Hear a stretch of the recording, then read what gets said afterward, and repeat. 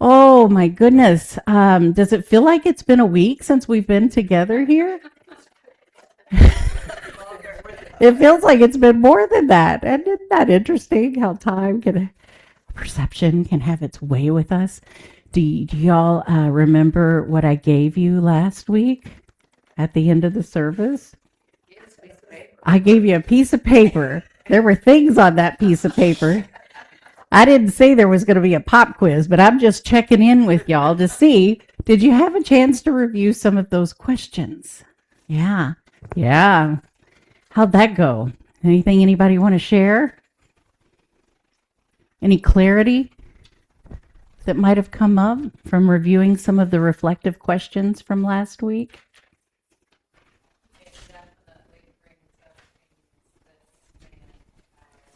It definitely brings up things that stand out. Got it. That may be getting in your own way. Wisdom out of the mouth of babes there. I brought this book up here because Brittany, the one that just shared that, brought this book back. She said that she borrowed this from our library, and a lot of people wrote on the inside at different various times that they borrowed it from the library, and Brittany borrowed it in 2007. And yeah, talk about commitment and dedication. She brought it back today. And I don't want to out you or anything, Brittany, but how old were you when you checked this out of the library? You were a teenager. Isn't that phenomenal, y'all? Yes, we are celebrating 60 years this year. And I love that Brittany, and she said it's the best loved unity poems. And I opened it right up, and she said, oh, you opened it up to my favorite. It's called Beginning Again. I will share that some other time, because I don't think we have time for me to share it today. But I wanted to say that today is kind of a milestone moment. We just jump-started our youth program today. So the Big Souls with Tiny Legs are in the youth program room. Yay, right? And I am just beyond excited about that. And of course, we're starting up our teen program, which is going to be absolutely phenomenal. Yet I just really want to take a moment, just first to express gratitude for our youth program facilitator, Melinda Trowbridge, that's in the children's church with them right now this morning. And we've got more that are coming up. And I'm just so grateful. I am just so incredibly grateful. Today, we are entering a bit of a deeper dive of what we covered last week. So those reflective questions that I sent home with you, you're going to get a couple more today. But these reflective questions cover our whole month of transformation that we've been just doing a delicious deep dive into all month long. And today is the courage of clarity, when truth reveals the way. So we've been traveling. We've been traveling through a bit of a month of transformation, and I'd like to imagine that if transformation were some sort of journey that came with a travel brochure, you all remember those travel brochures that would highlight what you have to look forward to, what's in store for your journey. And let's imagine that this travel brochure might say beautiful views, exciting discoveries, some inner reconstruction required. So what the brochure might neglect to mention is that part of the road is unpaved. How many of us have been there, right? So I'm not going to tell you about it today, but some other day I'll share with you one of our family's infamous shortcuts that we took where no part of the road was paved. And then it also includes times where the GPS occasionally announces that it's recalculating. You all know what I'm talking about? Recalculating. Here's an example of, oh, yes, that's right. I've got the clicker today. Tony's like, you don't have to tell me. Here we go. So this reminds me of the shortcut that we took. So the GPS says turn left now. I have literally, been in that situation before. And I wouldn't recommend turning left. So sometimes we got to, do our own thing and not listen to the GPS. So that's a whole other thing. And then at least one cherished belief may need to be left at the side of the road because it no longer fits in your vehicle. To me, that's the month of the journey that we've been on, and if it came with a travel brochure, I think it would say some of those things. Would you all agree? Yeah. Yeah. So I told him it's good that we don't, yeah, right? It's good that we don't get it. Whoop. I see, you should not give me the clicker. There we go. Yeah. Okay, that's just too much to handle right there. Okay. So on the first Sunday, we asked, what fuels you? What fuels you? Think about that. We explored the movement from potential to power, and we considered the difference between living transactionally and living transformationally. And then we said we were going to live transformationally the rest of this month. On the second Sunday, we trusted the process of chemicalization. Y'all remember what chemicalization was? I asked you this last week. I'm asking you again this week. Just making sure you're paying attention. Chemicalization. What was it? What is it? That's like what's happened in the chrysalis, sort of. That's kind of, what's happening in the chrysalis. Chemicalization was that thing where the spiritual stirring that brings old patterns to the surface. Chemicalization was, I think what I used as an example for a couple of weeks is, when you're focusing on bringing more prosperity and abundance in your world, and you're driving down the road and you're like, what is that noise that my car just made? That's chemicalization, where what you're working on is being brought to the surface to give you the opportunity to engage in a different relationship with it, really, because that's what transformation is all about. So that second Sunday is that spiritual stirring that brings old patterns to the surface, not because Spirit is punishing us. That's not what it's about at all. It's because what is ready to be healed must first become visible. What's ready to be transformed must first be brought to the surface.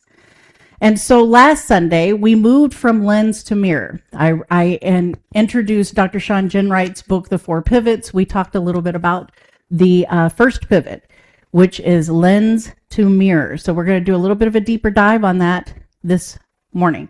We turned our attention from everything that we can so easily identify in other people toward the sacred work of observing ourselves.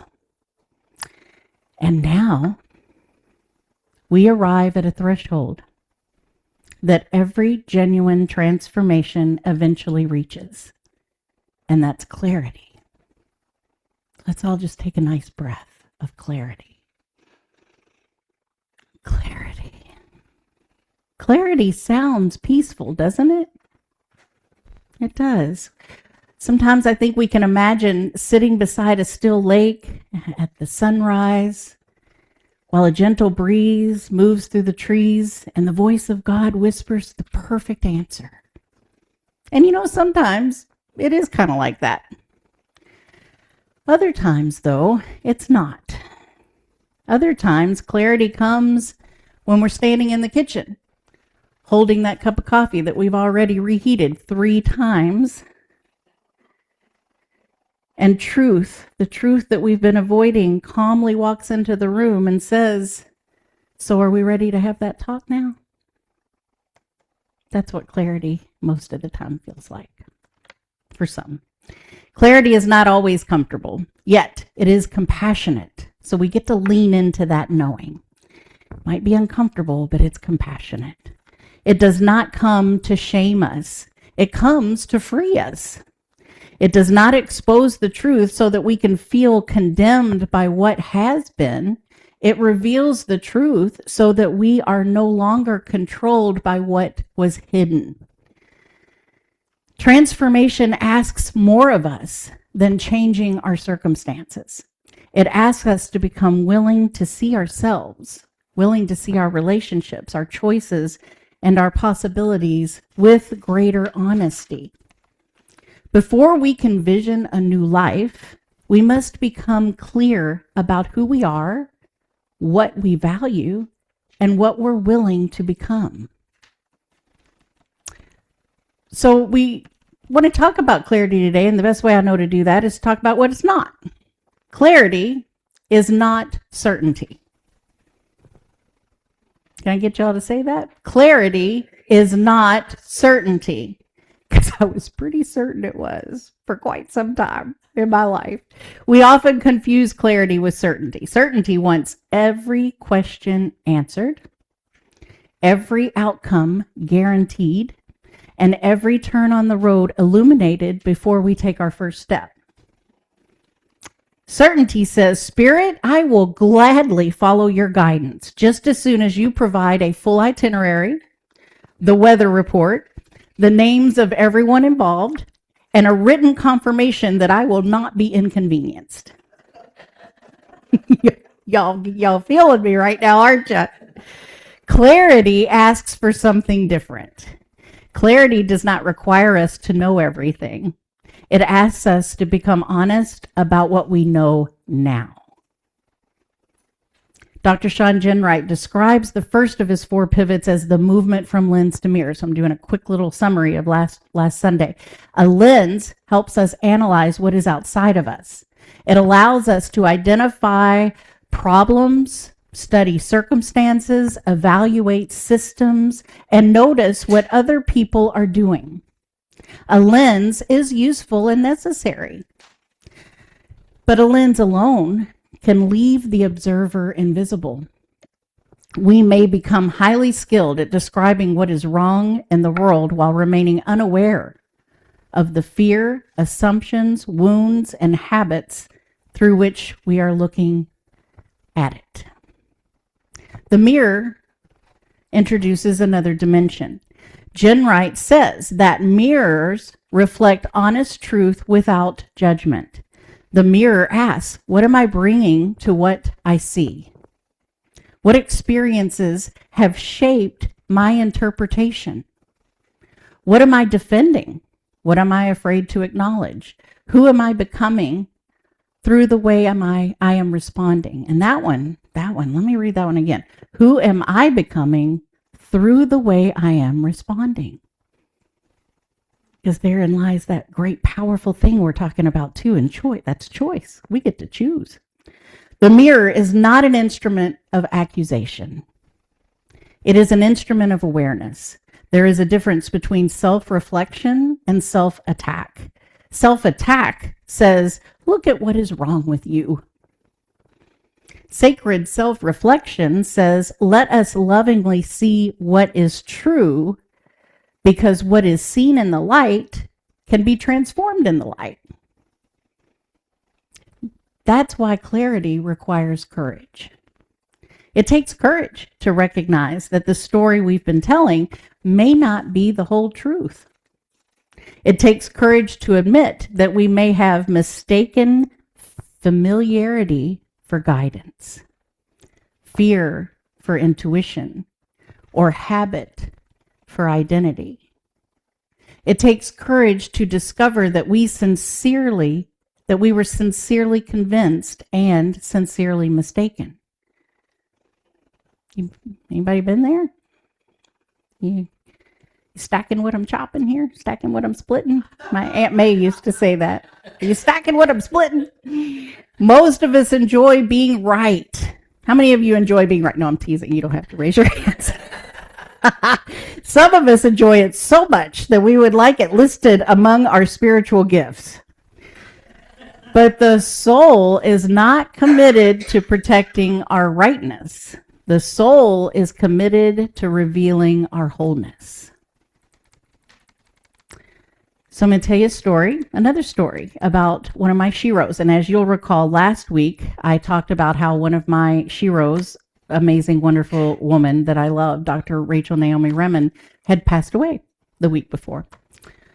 A side note, and it seems like I can't go a week without announcing this, but another one of my sheroes and dear, dear colleagues in the field passed away this week on August the 17th. And that was Edwene Gaines. So how many of you know Edwene Gaines? So she, very beloved, darling woman, used to go to her minister-only retreats that she hosted. Oh my goodness, I learned and experienced so much from that beloved woman, but that was a side note. I'll talk about Edwene on another Sunday. But back to Dr. Rachel, because Dr. Rachel is a storyteller, and I'm going to share another one of her stories to support the talk today. So Dr. Rachel tells a story from her early medical career that shows how easily a lens can become clouded by assumptions. A 16-year-old black mother brought her infant son into the emergency room. The baby was crying, was losing weight, and was visibly unwell. When members of the medical staff turned him over, they saw dark marks on his back. And instead of recognizing the marks as birthmarks that are often found on the skin of deeply pigmented babies, they decided that the mother had been beating her child. Because the baby had lost weight, they also assumed that she had been starving and neglecting them. So the staff called the police. Notice how quickly observation became interpretation. There were marks, that was a fact. The baby was underweight, that was a fact. But then the story was placed over those facts. This young mother is dangerous. She is abusing her child. She's responsible for his condition. By the time Dr. Remen arrived, the story had begun to function as truth. But Dr. Remen recognized the marks for what they were. More importantly, she did something remarkably simple. She thoroughly examined the baby. During the examination, she felt a thickening near the outlet of his stomach. The child had pyloric stenosis. It's a condition that prevented food from passing properly from the stomach into the intestines. He was not losing weight because his mother had refused to feed him. He was losing weight because his body couldn't retain the nourishment. So the baby was taken into surgery, the obstruction was corrected, and he recovered. The truth had been present all along, but assumptions stood between the caregivers and what was true. The story is not merely about a medical mistake. It reveals how bias can become a story and how a story can begin to masquerade as fact, and how people with authority can act upon that story before stopping to ask whether it is true. The staff saw a young unmarried black mother, and their unconscious beliefs supplied the missing explanation. They did not simply see the baby's condition. They saw it through everything that they had been conditioned to believe. The lens told them to examine the mother.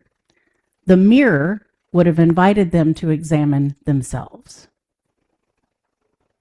What assumptions am I bringing into this room? They could have asked. What have I already decided about this person? Am I responding to what is actually before me or to a familiar story that's inside of me? What might become visible if I listened before I labeled? These questions are not limited to emergency rooms. They belong in churches, they belong in families, they belong in workplaces and friendships and social media and every human heart. So guess what, folks? They belong in all of us. We all have moments when we gather 2 facts, add 3 fears, and stir in an old wound and produce a conclusion that feels completely accurate. The human mind can do this with astonishing speed. Give it one delayed text message and it can produce a 3-part drama. You been there?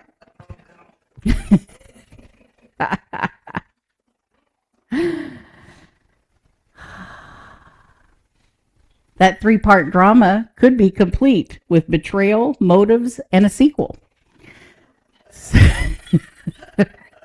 Someone does not greet us warmly, and the fact is simply that they did not greet us warmly. The story might be they don't respect me.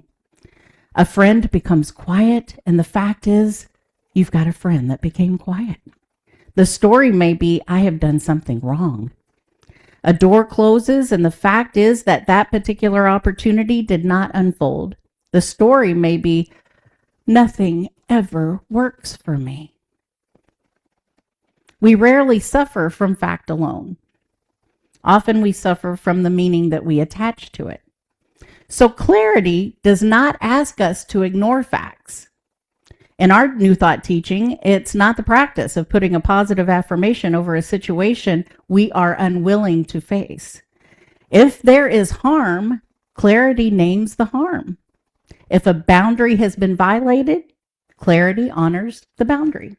And if an apology or change of behavior is needed, clarity does not chant, everything is in divine order, while quietly backing out of the room. It doesn't do that. Spiritual truth is not a denial. It is deeper seeing. Clarity separates the event from the interpretation.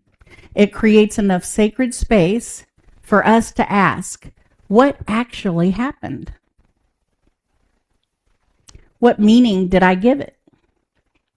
What fear or former experience helped create that meaning? And what else might be true? So 18 months later, the young mother returned with her healthy little boy. She was studying to become a beautician and was building a life for herself and for her child. They became Dr. Remen's final patients before she left Stanford to pursue a new calling, helping medicine recover its soul. As Dr. Remen realized that this child would be her last patient, tears came to her eyes. The young mother asked, why are you crying? And Dr. Remen explained that she was leaving clinical medicine because she had come to believe that the medical system itself needed healing. The young woman understood immediately. She told Dr. Remen, in essence, this system is sick. I brought my baby in here and they accused me. They did not believe me. They called the police before they helped my child. And then she told Dr. Remen that she now has a new patient. Not a small patient like her baby, but a very large patient, the entire medical system. So the young woman, whom the system had first seen as ignorant and dangerous, became the person who spoke the clearest truth about the system. The one who had been judged became the teacher. The one whose voice had been dismissed had become the voice of revelation. So then she removed a piece of jewelry that she was wearing, a tiny cross around her neck on a chain, and she placed it around Dr. Remen's neck. And it was a holy reversal. At the beginning of the story, institutional authority believed it possessed the truth about the mother. And at the end, the mother revealed the truth about the institution. And she did not merely criticize what was broken. She blessed the person that was willing to help heal it. This is what clarity can do. It rearranges the room. It reveals wisdom where our assumptions told us there was none. It allows the person we labeled to become the person we learn from. It shows us that truth may arrive through a voice that we did not expect, wearing clothing that we would not have chosen, maybe, or using grammar that we would not have approved of, and appearing without an appointment. Spirit has never been especially concerned with our preferred delivery system, has it? Divine wisdom spoke through prophets, shepherds, children, foreigners, dreams, storms, burning bushes, and on at least one memorable occasion, a donkey. So if we have decided that God can speak only through people who agree with us, or look like us, or worship like us, or have credentials that we respect, or vote like us, we may want to widen the bandwidth. The question is not simply, is Spirit speaking? Because Spirit is always expressing. It's never ending. The question is, am I clear enough to hear? Am I clear enough to hear?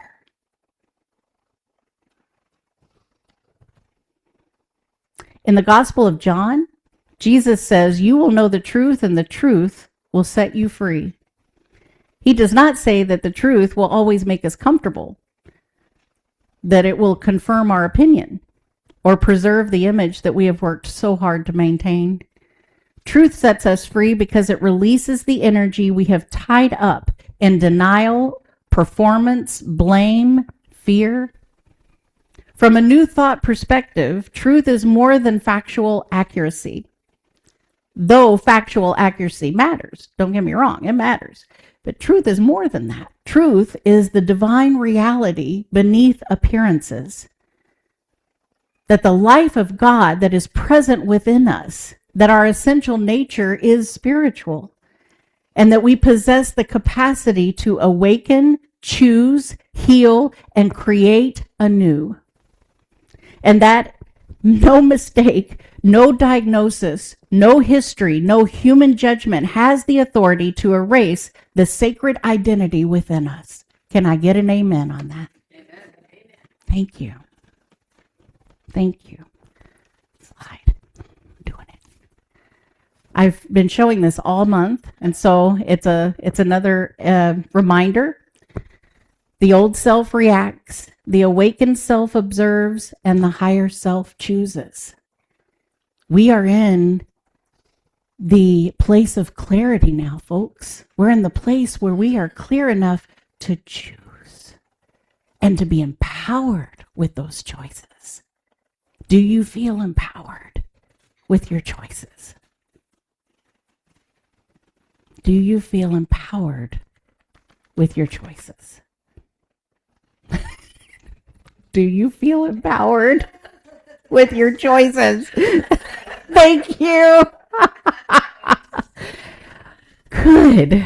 I'm like, we're going to be repeating this theme next month if y'all don't answer me, okay? Do you feel empowered with your choices? Yes. Your metaphysical truth also calls us into integrity. Saying I am divine is not permission to avoid accountability. It is a summons to live in a way that expresses our divinity. If I affirm that divine love lives in me, clarity asks whether my words carry love. If I affirm that divine wisdom guides me, then clarity asks whether I make space to listen. If I affirm oneness, clarity asks whether I am willing to examine the assumptions that separate me from another. And that's a perceived separation, folks, because there's no way that that can happen, really. But it's asking me to look at any assumptions that I might be carrying where I feel like I'm separated from another. Sometimes we say we're waiting for guidance when we are really waiting. What we're really waiting for is guidance that agrees with the answer that we would prefer. Oh. That's a tough one to swallow sometimes, isn't it? We pray, Spirit, reveal the way, and then add, ideally by Tuesday, with minimal change and no difficult conversations. Right? Yet the purpose of prayer is not to persuade infinite wisdom to endorse our plan. Prayer brings our consciousness into alignment with the wisdom already present. That's why one of my absolute favorite sayings is the answer to the prayer is in the prayer. The answer to the prayer is in the prayer. You get it? Yeah. So clarity is that alignment. It is the moment when the inner noise settles enough for us to recognize what is ours to be, what is ours to do. Sometimes the truth is, I need to speak. Sometimes the truth is, I need to listen. Sometimes it's the chapter is complete, and at other times it's I've been leaving too soon. Sometimes clarity tells us to establish a boundary. And sometimes it tells us that the wall that we call a boundary has become a fortress. Sometimes the truth is that another person must change. The more immediate, useful truth may be that we cannot make them change, and that our spiritual authority begins with choosing how we will participate. Are we empowered now with our choices? Whew. We often already know. We feel the quiet contraction when we betray what matters to us. We feel the gentle aliveness when we move toward what is ours. And we recognize the conversation that keeps returning, the dream that will not release us, the resentment that is asking us to set something right, or the weariness that is revealing a life out of alignment. The difficulty is not always discovering the truth. Sometimes the difficulty is honoring what we know. Are we honoring what we know? Slide. My job. Okay. So when I ask myself at the start of each day, what is mine to do? I answer myself. Be present, be loving, pay attention. This too changes the world. Just like Dr. Remen. She left clinical practice early in her medical career to go change and heal and cure the medical system because it was sick and it was broken. And she's touched thousands and thousands of people's lives from the work that she has done. We do that, folks.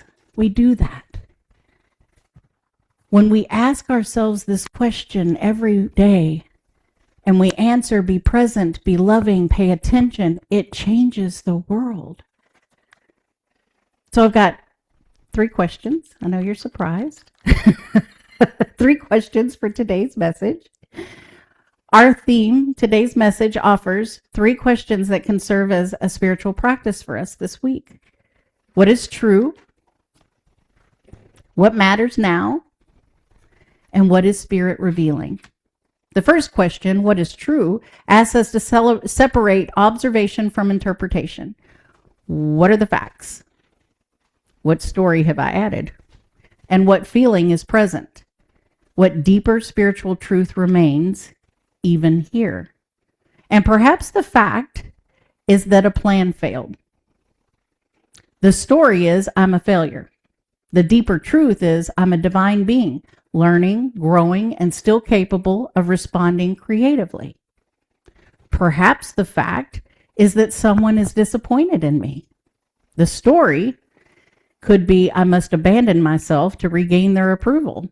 The deeper truth is I can care about their feelings without surrendering my integrity. Perhaps the fact is I made a mistake. The story is I must hide.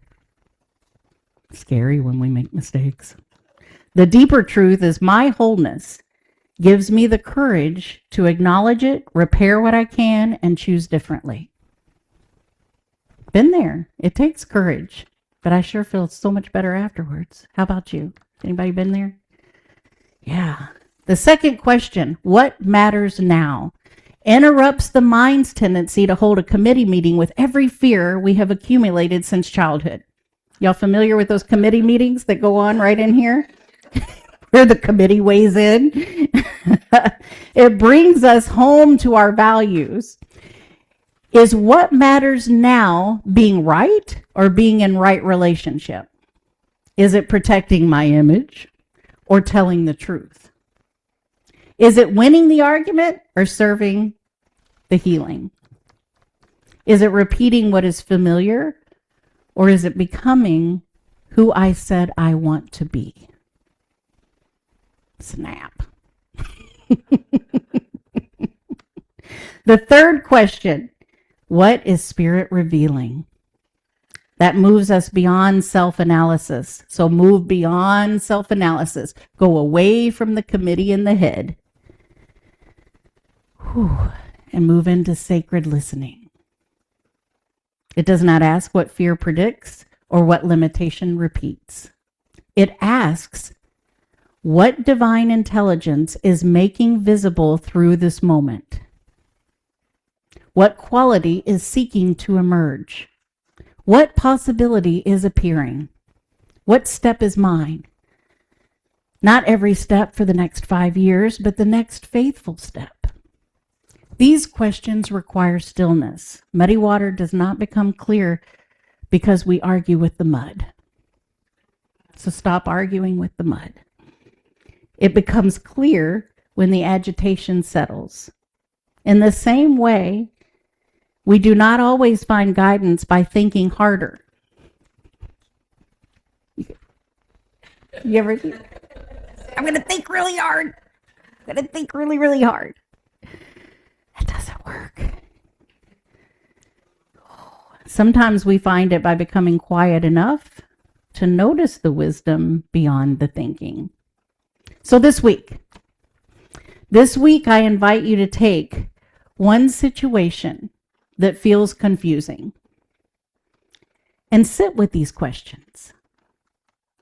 Write down only what you know to be fact, and then write down the story you've been telling about the facts. And be honest, but don't be cruel, but be honest. The mirror reflects. It does not prosecute. Finally, ask what remains spiritually true and what response would express the person you are becoming. So I'm going to say that again. You're going to take one situation that feels confusing and write down only what you know is fact. Just the facts, ma'am. And then write down the story you've been telling about those facts. And then ask what remains spiritually true and what response would express the person you are becoming. Clarity without action becomes another form of avoidance. So isn't it great that we've got all this clarity now? But if nothing happens, if we don't take any action, it's another form of avoidance. I could stick my head right back into that sand and I don't have to make an adjustment. I don't have to make a change that's going to transform what I want to transform. And then I get to figure out why. Whew. The medical staff in Rachel's story did not need a more inspiring idea about the baby. They needed to examine him. Rachel's clarity about the medical system did not ask her merely to become privately dissatisfied. It asked her to redirect her life and help transform the practice of medicine. The young mother's clarity allowed her to name the harm that occurred and still offer a blessing towards its healing. That's powerful, folks. Let me tell you. Been there. This is sacred courage, not fearlessness. It's faithfulness to what has been revealed. That's our call, to be faithful to what has been revealed. When clarity says, have the conversation, courage makes the call.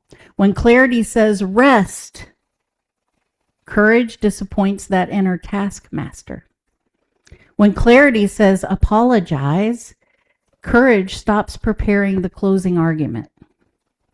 When clarity says, you are ready, courage takes one trembling step before confidence has even arrived. We do not need to manufacture courage from nothing either, folks. Courage is already an expression of the divine within us. Unity teaches that qualities of God are not distant resources for which we must compete. They are spiritual capacities waiting to be activated in consciousness. Divine wisdom clarifies, divine love holds us, and divine strength enables us to act. We cooperate with these powers through attention and intention and practice. The fog may not lift from the entire road. Often it clears only enough to reveal the next few feet. That is sufficient. Headlights do not illuminate the whole journey either, but we still manage to get home, for those of you that drive in the dark. That was a joke, because not all of you do. So, next Sunday, so if you were by chance if you've fallen asleep or kind of dazed off, I'm bringing you back. Come back. Because next Sunday, we will enter the sacred practice of visioning. We've been preparing for this all month long. So don't miss it. We're having a big community-wide potluck and visioning, and it's going to be spectacular. So you're needed. You're important. You're valuable. Visioning is not asking the ego to create a more impressive wish list. Although I have to say, I have a pretty impressive wish list. But that's not what we're here to do in visioning. Visioning is becoming receptive to the highest possibility, seeking to emerge through us and through this community. And that receptivity requires clarity. So before asking, what is the vision? We become still enough to release the stories that would distort what we hear, the story that we're not enough, the story that the past must repeat itself, the story that only certain people carry wisdom, the story that change is dangerous, or the story that possibility must arrive in a form that we already recognize. Those are stories, folks. We clear the inner field so that we can receive rather than merely project. The journey of this month has prepared us beautifully for this. We've examined what fuels us. We've trusted what was transpiring beneath the surface. We've turned from lens to mirror, and now we allow the truth to clear the way. And from that clarity, we will become available to vision. So let us affirm together in our closing, I am willing to see clearly. I release the stories that no longer serve the truth. Divine wisdom reveals what is mine to know. Divine love gives me the courage to honor what I know, and I trust the next steps as it is revealed. So we may leave here not demanding every answer, yet willing to live the truth that has already become clear. May we look beyond labels, listen beyond assumptions, and remain open to wisdom in unexpected forms. May we have the humility to examine our lens, the compassion to face the mirror, and the courage to follow where the truth leads. For when truth reveals the way, transformation becomes the sacred life unfolding through us. Thank you, and so it is.